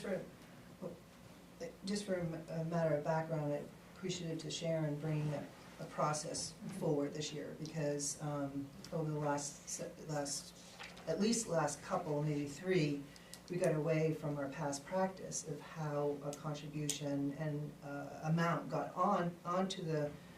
into the budget to be considered by the budget committee and the select board, and how it was a rather unique process, where the nonprofit petitioned, actually, for the amount of money, and they got signatures from the public, and then that was brought forward to put on here, so it already was vetted from the public, and, I mean, I guess it calls spade a spade, it didn't make the budget committee or the select persons, bad people. It took away those hard decisions for them to do, and we got away from that. And many of these, some of them have been on here for a very, very long time, and had gone through that process. I think they had to do it for 5 years, and then after the 5th year, they would just submit a letter with the amount they wanted to do. So that is, for me, contributing to this convergence of the increased amount. And I do appreciate what Sharon has done to try to get some sort of process going, and maybe in the future we go back to the past practice. But for me, I'm not really sure what we're being asked this evening. I guess we're being asked to, if we want to put a cap If or we wanna not. put a cap on it. So for me, I think it just makes a hard decision even harder. I mean, it's just delaying. It's just delaying. I mean, when we meet at the budget committee, you just have to make some hard decisions. The budget committee has to make some hard decisions. And I think putting a cap on it, it just makes it, it doesn't make it any easier, I guess what it is. Yeah, but I think it makes it fairer, because. As long as we have a reason for the cap, like Yeah, I know. $2 per That's- person. Right, we would have to come up with whatever the formula is, but I think it'd be the most fair way to distribute the money to these organizations. Or like a standard for us to, you know, like these agencies are the types of agencies who, I don't know. But we did ask all these organizations to submit all the great stuff that Yeah. they did, but we didn't say how we were gonna. How are we use gonna it. grade So it? I feel a little funny about that, like I feel like there should then It's be your name like of your name. the criteria. The Right. letter did say that submitting the information does not guarantee. No, I funding. understand Right. that, but now, like, how should, because now I wanna, if we're gonna cut You something. wanna say why? Yeah, like, That's what I look wanna at, know. how do I look at their, like, I mean, I feel like having that process cut it a lot, which is great. Mhm. So is that a first step, and then next year if we wanna cut it more, we have that process, but then say, this is the criteria we would. But it didn't cut it. It didn't cut, It just, didn't cut it. It's the same The exact only thing, it's reason just the the past. amount is lower is because, She She put Yeah, the so word it's there. just The accounting is correct. The accountant Yeah. is No, correct. okay, I thought it was still. Exactly. I don't know how we flip it, but I did like the idea that Sharon had said about, I think you said it was Freiburg, where they put in their warrant, an article that said, you know, we will Look, raise. we will raise whatever it is. $10,000 $10,000. So I don't know, I think that's might be too late now, since we're already in the middle of this process, but something to think for the Next year. future, to kind of flip it in that regard. But for me, at this point, I wouldn't be supportive of a cap right now. It's just gonna come down to hard work with the budget committee and the select board. You're gonna have to make the same decisions then as you would now. But I think if we have a cap, then it's gonna be, everyone's gonna get the same amount. I mean, it's gonna be divided by however many people, companies have applied for the money. You would whatever just money divide it is. evenly? If we have a cap, then it's just divided. I don't see the way that it's gonna make it any more difficult. Is it gonna be divided? Yeah. It would have to be. It doesn't have to be. No. No, Why no, not? no. still Why would pick we have a winners. cap if they're not gonna divide it? You can Because pick winners or then you- losers, you yeah, know, winners that's. and Because what? You can say like, I think that these organizations get funding and these ones don't. You can absolutely do that. But you just say like, we're only going to raise this much money from the public to give. And then it's up to you to decide where the money goes. Exactly. You can say, company A or nonprofit A gets, Yeah. we raised $100,000, A gets 50,000, Okay. and B, C, D, and E get 10,000. Okay, well, I didn't understand it that way. I Okay. assumed that because it was So- capped, that it would be just divided. It wouldn't be Not divided necessarily. equally, some could be eliminated if you didn't feel that, and. And I think that's what Sarah's talking about, is if we had more of a standard of like, why. Right, so I mean, we can do the same thing now. We can just say, okay, well, the Bethel Library is not gonna get their $20,500, they're only gonna get $500. We can do that now. Well, we have to do it in budget, but. Should we move on? So, we're moving on, we're gonna take this up with the budget committee, Budget committee. and, If we we'll don't come up wanna with put a something. cap, if we don't wanna say like, this is the standards that we care about, I just wanted to get us all on the same page before we went into budget. And we're like, Oh, well, I mean, I So was what- mine was saying. what have we what standards accomplished? we care about. it would be nothing, Pat? No, we did, listen, we did accomplish something. Okay. We discussed Hold on, it, hold on, hold on. we discussed it. We have some ideas, different people's ideas. We kinda got an idea of how to move forward, or we have some time, more information to think about what we're gonna do at the budget meeting. So this wasn't wasted time. We did accomplish something. So we don't know at this point, like, how much the 68,520 would Well- raise, or like how that would affect the mill rate. I can tell you that about $100,000 is a quarter. So every $100,000 you raise is a quarter increase on your taxes. 25 cents? It doesn't sound like a lot, but it is. And I guess, just to add to that is, you know, it's, we're responsible, the manager and the selectmen, we're responsible. As manager, I'm responsible for putting together a responsible budget to pay for what is needed to operate all the departments of the town and wages and employees.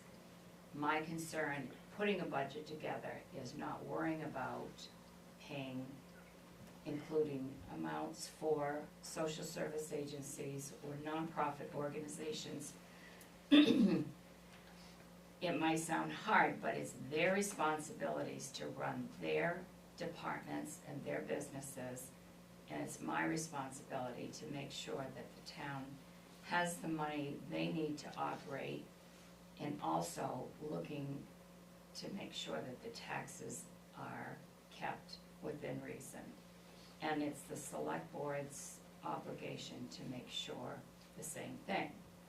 So when I put a budget together, I don't look at this.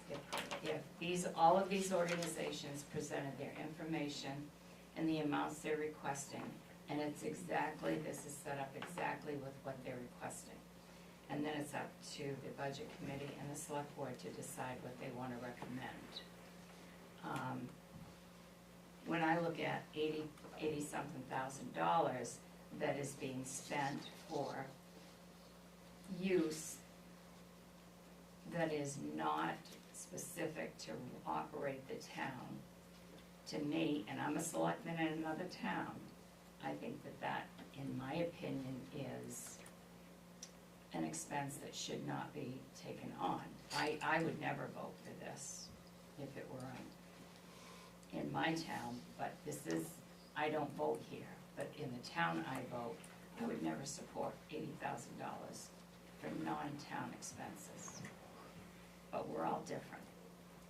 And I think that I have to be responsible as a manager putting this budget together, that I budget what we need to operate the town of Bethel. Can I add something to that? Yeah. Through this process, I've been through the budget process once before, last year, and I've been through it this year, I'm going through it this year.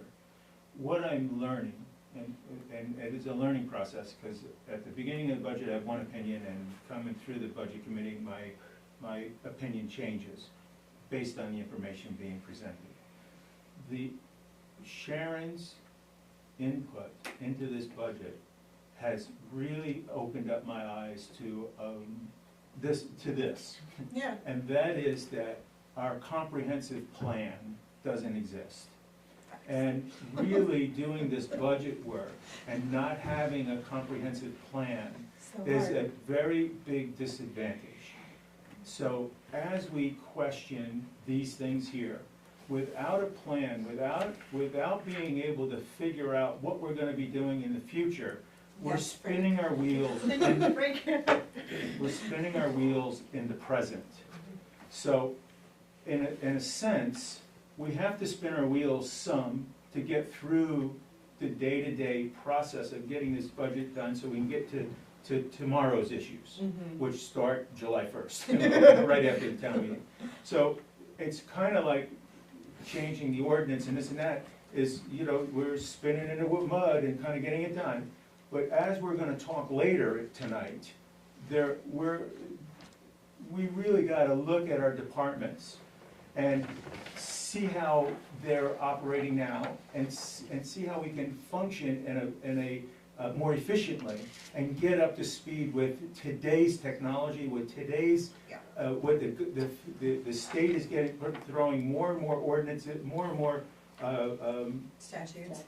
Statutes and random things. I mean, we've heard that the paperwork is just incredible of all the different things you got to check off, and so without doing a comprehensive look at our departments and how they interact with one another and all of this stuff, we're kind of just spinning in the mud here, and we can do such a better job with the money and use it in a way that will move our town forward and into the future so much better if we take the time to do that planning. Yeah. So that's what I see here, and I don't wanna, for me, sometimes you have to waste a little bit just to get by. Yeah. But overall, you wanna not waste money, you wanna, every dollar we spend, we wanna make sure we get 3 back. Yeah. Because of efficiency and things like that, and that we're running a better town. So that's my statement. That's very good. We liked it, Frank, that was good. So do we, yeah, I mean, doing a comprehensive plan takes money, so is that something we should budget for? Well, I mean, I it's tried a on having a discussion, plan, right now everyone it's a was like, discussion. No, It's a I know, discussion. but I mean, Yes, super important, Yes. because otherwise we'll just spin our wheels for another year. a lot of work has to be done. So Alright. that paid you back very well, didn't it? You did good, I like that. I like it. Nailed it, Frank, killing it today. So are we good to Move on, pause yeah. this and move on? Alright, so we're gonna go on over to 10N, discussion and action on options proposed for the Oxford County Patrol coverage. Let's go. Nothing controversial on the docket tonight, guys. Yeah. Wait a minute, hold on. Just drink some water. I'm drying up here. Okay, can you explain which budget is where? Okay, so, the packet I gave you. 10N. So if you look at the top sheet, you all have your packet that I gave you. In the middle. So the top sheet shows the total projected contract cost Hey guys, if we could get the chatter to move. of $428,349.47. That number represents 3 dedicated deputies, and the administration fee on this one has been reduced by 2%. So the top 2 sheets I received from the county after I requested to get an adjusted budget to have 3 dedicated deputies instead of 4, and also continued request to have the administrative costs reduced. So this top one represents if we had 3 deputies, and then the sheet behind it. Now let's just stay with this one first. So this one is 3 deputies, and lower administrative costs. This is the same budget that Dixfield has, they have 3 dedicated. So that's $428,000. We're paying right now, current year, $422,000 and change for 4 dedicated deputies. So then if you look at the second page, it shows a total projected contract cost of $573,450. That is the 3rd option they gave us after they reduced the administrative cost. So, and then they corrected an error they had. So it actually, the 2 sheets behind it, the original one, the original cost they gave us for deputies and full administrative cost was $600,274. Then they came back and found a mistake, so they reduced it to $584,585. No change in admin cost, less than 1,000 actually. But then the 3rd one was 573 because then they reduced the administrative cost by 2%. So right now, we're looking at 4 dedicated deputies with a 2% reduction in admin cost, which is one of the things Frank and I asked for when we went to the meeting. However, they did not reduce the cost of the 4 deputies. So that would be $573,450. So the 2 costs we have on the, right now to look at is, do we want 4 or do we want 3 deputies? And 3 is $428,349 and 4 is $573. I don't anticipate they will reduce the admin cost any more than the 2% they did. And when I asked again for a breakdown on the personnel cost. When Frank and I were there, they gave us 3 copies of the sheriff's budget. And so when I asked again for a breakdown of that, just that amount, the response I got was, well, we gave you a copy of the sheriff's budget. Yes, you did, but you didn't tell us exactly what that, in this one, 157,000 was for non-personnel costs. So are we supposed to find the numbers in there to total that? So I guess when we meet Tuesday night, we need to decide what is going to be the budget we're going to present. Do you want 3, do you want 4 deputies? What cost do you want to pay? Do you want to, I know you voted at town meeting in 2010 that you would go with the sheriff's, but you did not take a vote as to how many deputies, so that is the discretion of the select board to decide if you want 3 or 4. Also in this packet, I gave you copies of the sheriff's budget. I also gave you a copy of the 2010 agreement that was voted on at town meeting when you went with the sheriff's coverage. Also, there's a copy of 2 statutes. One under the patrol, and then the other is county law enforcement administration. So that's what's included in your packet here. So we do have to decide, you know, This is what the you night. want to do.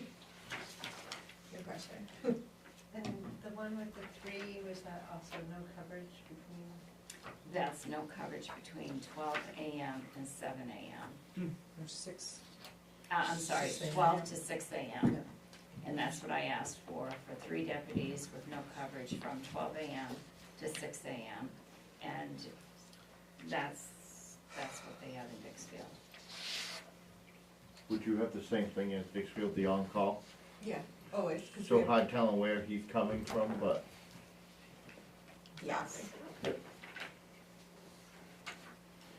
So the total budget, total sheriff's budget for it's the same. 2024 is $2,085,000. Mm-hmm. So Yes, that's the sheriff's. what I'd like to do is 42%. if we take our cost that they're proposing here and get a percentage I think it's of, 42, right? 41.94. Yeah. so we're gonna Around. pay, so we're going to pay 41% of the sheriff's budget Hold it. for our coverage. Not including what we pay to county. Right, so I think we're a little, we got a little bit of an issue here. But the issue is more that, how do we explain this to the public? Because that's the issue. There's nothing to stop. Well, We don't have the breakdown, which we have asked for several times, and I think that well, would, we have a breakdown of what the percentage of the budget we're paying Yeah. for. So it just doesn't add up, that we got 3 officers and we're paying 41% of the cost Whole of budget. running the department. yeah. So, And Dixfield is paying the other 41%? How are you getting the 41%? Interesting. well, you divide our cost by the total cost of the budget. Yeah. We'll give you the percentage that Which we're paying. number are you, the 584? Well, I took it for the 3 officers, I figured that that's probably the most popular right now. That Divided by 480, the 428 divided by 2,085,000 gives you 41% from what I understand. I mean, I can do it, but Yeah. I believe that's what it would be. Oh, wait, the patrol services are already included in this figure as revenues. Yeah, I look got in the 20%. I revenues. got 20%. Yeah, I was gonna say that's. It was a 41% increase, or 42% increase from So- last year's budget for us. Okay, so we're paying 20% of the budget, and the budget's 2 million, and you have But- you have 24 officers. But also, Frank, in the revenue section, it's being offset by, the patrol services revenue, Oh, by us, us the paying 800,000. the contract, Yeah. yeah, so you'd have to subtract the, Okay. our, You'd have to add that in, yeah, yeah.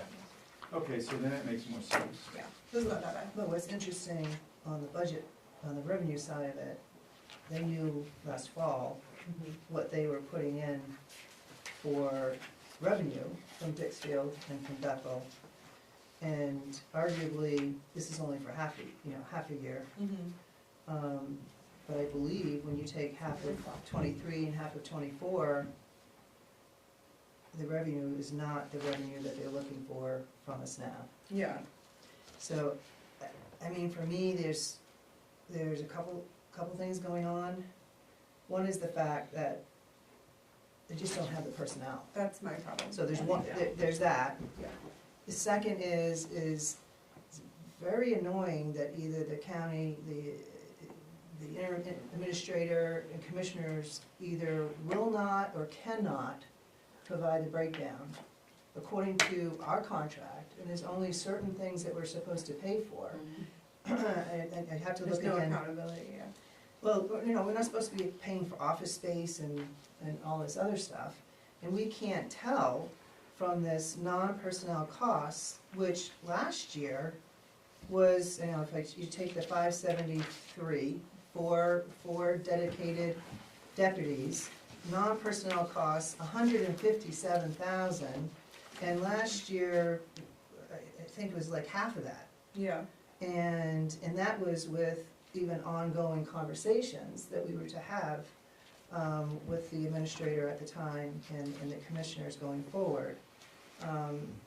So those are the two things for me. The reality is we just don't have the deputies right now. And second is why can't we get the information that we want to contractually that we're they're obligated to provide us for. So that's It's a big deal. It's a huge it's deal. That is the deal. It's a breach of contract. It is a breach of contract. I mean, they're using, there's a percentage of the deputies, they're using 21, where last year we used like 30 or 33.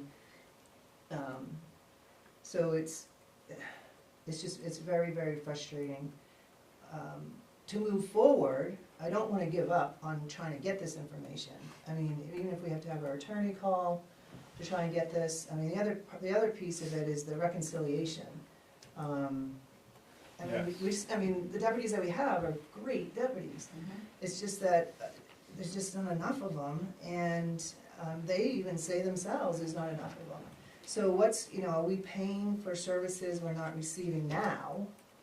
And how do we provide for that going forward?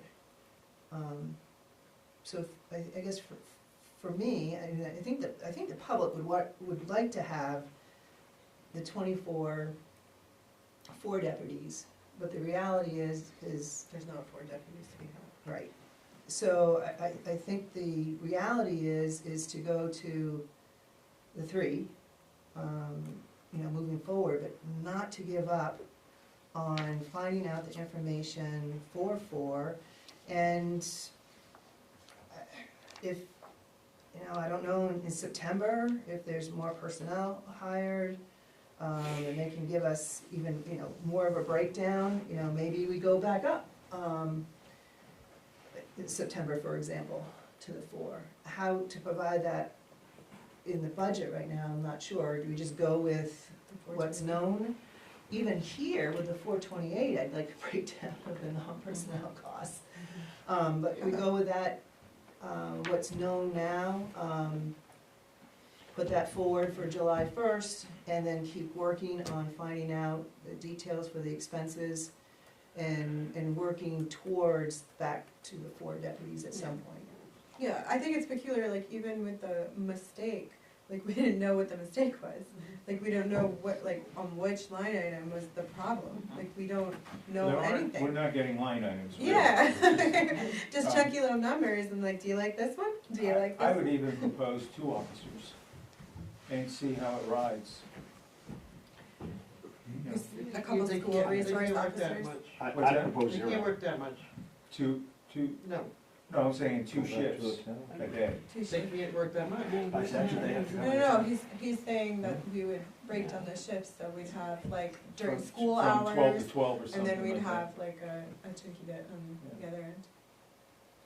It's, Whatever, Yeah. I just, I understand what you're saying. yeah, thanks. it just, Okay, by but statute, we're getting police coverage. By statute, and they deliver police coverage by the dispatcher who determines which calls get answered first.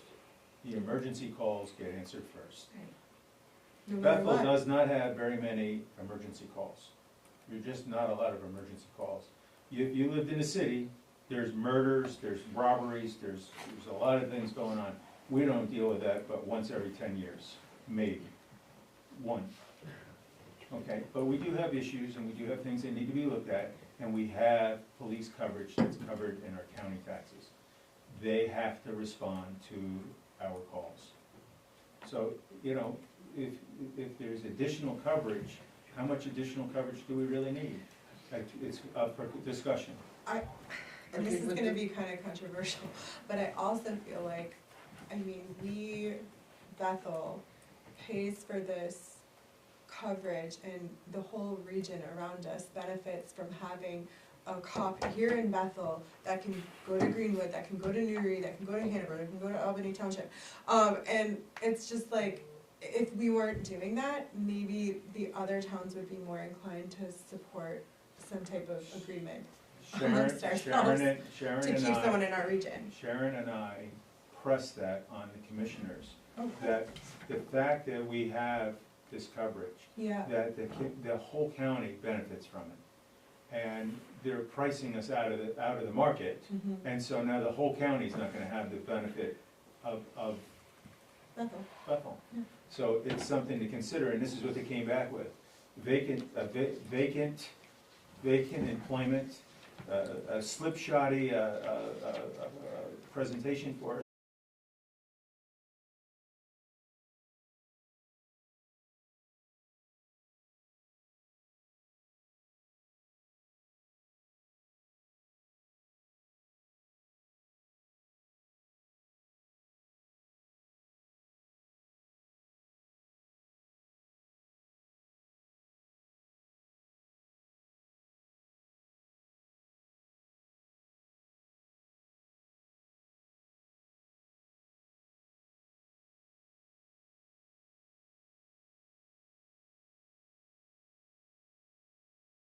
use for each of those departments. Could they, I'm sure you asked them if that was a mistake and that they have a refund policy. No, it is not a mistake, it's not a mistake, there's no refund, because it was never. They just justified it that that's the price when you buy it. You don't do your due diligence. What they do is they charge you based on your usage, so the ambulance department has very small usage, so that they were paying a high price. All of them are paying a high price actually, because they're not You're not going using the volume, a lot right. a year. So this contract is based on using 5,400 gallons a year, and the price would be $279.9. No other requirements. They own 3 tanks, we own 1. The other company that has gotten back to me, they could only offer me a price from September of 2024, this coming September, nothing until then, and it would go until May of 2025. That would be $1.99. However, they will not deliver to any of, they can't deliver to 3 of our tanks because they're suburban owned. So we would have to have 1 underground and 2 above grounds removed and their tanks put in. And, Who's that, Community Energy? yes. And then the 4th tank is, they can deliver to that because it's ours. However, there's problems with all the tanks and the locations. So Like they, safety products? yes. Oh, Lord. So they could not even deliver to the highway garage tank because that tank was set there in '94. So that's how old that tank is. And so that tank would have to come out. You should do that anyway. The right? tank Yeah, at the, definitely. the tank at the garage, the ambulance garage, shouldn't even be where it is. Do we have a place where it should be, or It is has to be Is that on an 10 feet. easement? It can't be closer than 10 feet to the building. That one's 7 1/4 or 7 1/2. None of the tanks have had the checks that the inspections that they're supposed to have in tanks. Does, owned Does by us. Suburban not check their tanks, their 3 owned? How can they rent us a faulty tank? Oh, I'm not saying their tanks are faulty. Yeah. I'm saying where they're set. Oh, because it's Yeah. grandfathered in, probably It at some could be point. because it is, that Okay. I don't have the full answer to that. However, we would have to use, when you get a lower price, we would have to use their service tax. So it comes with other requirements. there's not much service for propane? I mean, that's the So, good news. I have 2 other companies that haven't gotten back to me yet. One company is getting me a price on not just propane, but on number 2, diesel and gas. Because I will tell you, we are paying more right now without a contract for all 3. I contacted C.M. Brown for all, quotes on all, and I contacted Everett for propane. And I haven't got a response back yet. So I'm hoping to have all of that in by Tuesday for the budget meeting. So you need for us to say you can sign, It would be for Suburban only, because that contract would have to be done the same day that they get their pricing. I would not sign on a contract unless it was, and I told her that I would need a lower price than that. So we'll start doing that next week, if I can look at, having permission to do that. I still am waiting for Community Energy to call me back because I have some additional questions on the information that he gave me back that I have to look at. And then I would like to look at the other 2 costs, or the other 2 places. Some of the companies don't charge for their tanks, so that would be an issue, or a question maybe that you should maybe be asking, but I'm pretty sure that taking the tanks out would be a charge also. So they'll come and take out their own tanks. We don't have to do Okay. that. But If we took out our own tank, that's gonna cost us to do that. And it may not, and that's with Community. That's one of the questions I have with him. If you put your tank, and we don't really need an underground tank either. We could do an above ground tank. And everything is factored in with the price, so that's the price they gave us without doing any of the removals or of the tanks, so. I don't have all the information right now, that's just some of what I have. But in the meeting last week, I didn't have a chance to look at the bid documents, but it was Dead River that Oxford did contract with for a year for $1.69 for propane. But they went out for all of their fuels that they use. But no matter who we go with, it's gonna be, cheaper, yeah. it's gonna be cut right in half from what we've been paying, for one thing, so that's a good thing. But I don't want to contract with someone that's only willing to give me that price from September Yeah, to to May. May. It's rough. Because after May, if we put all their tanks in, and we know we have to have at least 3, They've been jacking. they can jack up those prices. I mean, I know how some of those things work, so. I think it makes sense to stay with Suburban.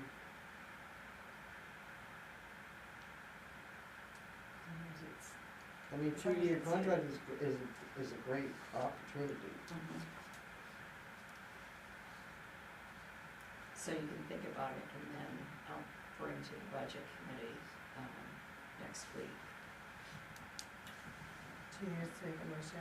If you trust me enough to be able to contract with Suburban, if they come in with a price that I feel that, and I told her what, you know, I didn't tell her who the companies were, but I said I'm getting a lot lower pricing than that. And, you know, she said, well, did you look at X, Y, and Z? And I said, well, that's what I'm telling you this, because yes, I am. Yeah. So, What do you guys think? I think we should give her that ability to do what she needs to do with Suburban. I second it. I guess I made a motion. Yeah, I didn't know. I'll make a motion. Time chapter. Time travel. Yes, there you go. Okay. So And I we have guess. to vote on. Yeah, yeah. All those in favor? You go, Sharon. Just let us know. You go, girl. You trust Are we her. at warrants now, or are we? We are at warrants. Alright, so A, action to approve account payable warrant 2024-38 in the amount of $62,570.27. So moved. Second. Any questions on this? All those in favor? Alright, so then we got 11B, action to approve accounts payable warrant 2024-39 in the amount of $452,079.64. So moved. Second. All those in favor? Great. And then action to approve accounts payable warrant 2024-40 in the amount of $45,352.15. So moved. Second. Okay. All those in favor? Great. Hi. Make a motion to adjourn. Oh, I'm sorry, are there any select board items? Oh, I'm sorry. I just wanted to say we are gonna have green up day on May 4th, so if you wanna help clean up the town on Saturday, May 4th, that would be great. Hopefully the snow is gone. And this year, I think our plan is to be at the town common, and start from there. Okay, we should put a little sign out that you're not doing a syringe cleanup this year. Okay. Yeah, let the people know. Is that gonna Do you remember is that? that gonna be in the chamber Yeah, well, calendar? I can't, I mean, I just understood, like, I That- was like, just don't pick up syringes, like, No. don't pick up, but what are you talking about? Last year in Team Bethel during May Day, they're like, there's so many drug addicts in town, they're doing a syringe cleanup at Deus Park, and I'm like, that's not true, that's not what's happening at all. Well, it has to redo, and Pat's gonna redo it, I'm sure. What? adjourn. Oh, yeah, motion to adjourn. So moved. All those in favor? Perfect. You don't remember that last year? That was crazy. It was like really wild, like. Okay, that must have been, I had somebody call and like, didn't wanna bring the syringe out because they worried about the syringe. And I was like, 1,000 victuals licenses. No, we just need those, we gotta sign the cannabis stuff. So we got 5 things. I'm sorry, did you say Sarah? Oh, just there was a group that canceled last year and didn't come out because they were worried about how many syringes there were. Well, that's Like, why. Yeah, that must have been why, because I was like, Yeah. I didn't see any Because someone syringes. literally wrote on Team Bethel that it was a syringe cleanup. I was like, I don't think that's true. Me and my toddler walked there